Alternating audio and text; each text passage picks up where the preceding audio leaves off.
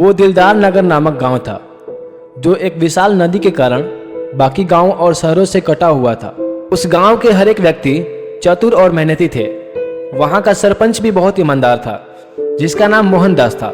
सरपंच ने अपने गांव में सरकारी पैसों से गांव वालों के लिए हॉस्पिटल, बैंक, बहुत ही खूबसूरत पार्क तथा गांव के युवाओं की शादी के लिए मैरिज हॉल, लगभग सारी जरूरत की चीजें बना रखा था।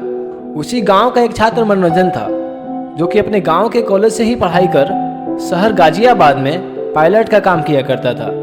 मनोरंजन का एक दोस्त भी था जिसका नाम शैलेश था जो अक्सर ही सरपंच के साथ रहा करता था। एक बार की बात है, शैलेश अपने सरपंच मोहनदास से बोलता है, सरपंच चाचा, लगभग हमारे गांव में सभी चीज़ों की व्यवस्था है, पर सिर्फ हम लोग एक चीज़ से मार खा जाते हैं। तभी तुरंत सरपंच बोलता है, अरे चुप हो जाओ, मैं समझ रहा हूँ तू किस चीज की बात कर रहा है। हाँ, यही बोलना चाहता है ना कि हम सब अपने बीवी से मार खा जाते हैं, यही बात है ना कि और कुछ बोलना चाहते हैं? क्या चाचा जी, आप तो हर वक्त मजाक के मूड में ही रहते हैं। वैसे चाचा जी, आज तो हम लोग नगर निगम ऑफिस में जाने वाले थे ना।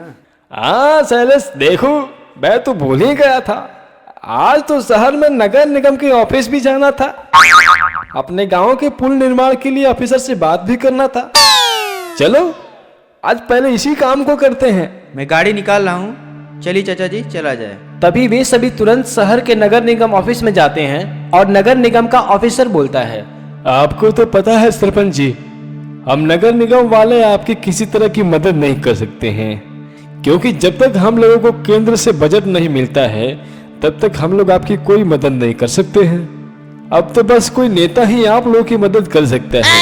तभी वे सभी वहां से उदास होकर अपने गांव चले जाते हैं। एक बार की बात है, मनोरंजन अपने दोस्त शैलेश को कॉल करता है। कैसे हो शैलेश?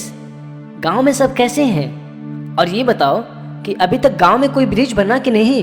नहीं दोस्त, हम लोग नगर निगम ऑफिस से लेकर के लगभग सभी कार्यालयों में न जाने कितना चक्कर मार दिए, लेकिन कोई सुनवाई नहीं हुई। चलो शैलेश, हम भी गांव में आने वाले हैं, आकर देखते हैं क्या होता है अब आगे। हाँ मनोरंजन, रखो, यहाँ भी एक नेता है, देखते हैं क्या बोलता है। सभी गांव वाले उस नेता की भाषण सुनते हैं और नेता बोलता है, बस इस बार के लिए आप सभी हमको जिता दो।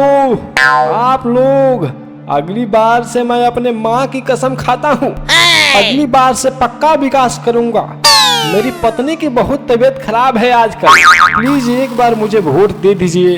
इस तरह से वह नेता भी चला जाता है और कुछ दिन बाद मनोरंजन अपने गांव वापस आता है और तभी सभी गांव वाले गांव में अच्छे साधन तथा अच्छी ट्रांसपोर्ट की व्यवस्था के लिए पंचायत की बैठक बुलाते हैं। पंचायत में सरपंच बोलते हैं, हम सभी को अपने गांव के रोड और पुल की समस्या को दूर करना ही होगा, क्योंकि जब तक हमारा गांव शहर या किसी देश से किसी रोड या पुल के माध्यम से जुड़ नहीं जाता है तब तक हम क्या, हमारी अगली पीढ़ी भी अपनी विकास नहीं कर पाएगी। हमने जितना विकास किया है ना, उतने में ही सिमट के रह जाना पड़ेगा, इसलिए इस समस्या का समाधान बहुत जरूरी है। तभी वह पायलट मनोरंजन बोलता है, सरपंच चाचा, मेरे दिमाग में एक सुझाव आ रहा है।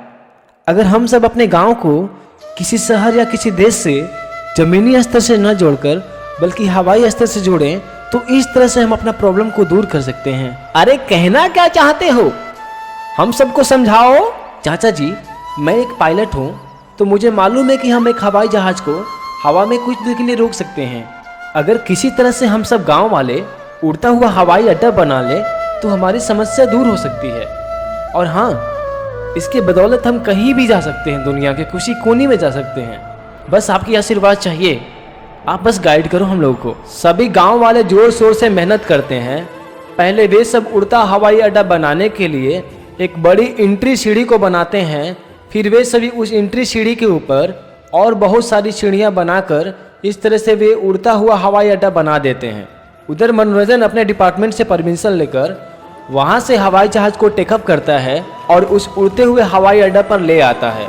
और इस तरह से मनोरंजन उन गांव वालों को उस हवाई जहाज में बैठाकर उनके लक्ष्य तक पहुंचाता है। धीरे धीरे उस गांव में सभी चीज़ें सामान्य हो जाती हैं और उस गांव का विकास बढ़ने लगता है।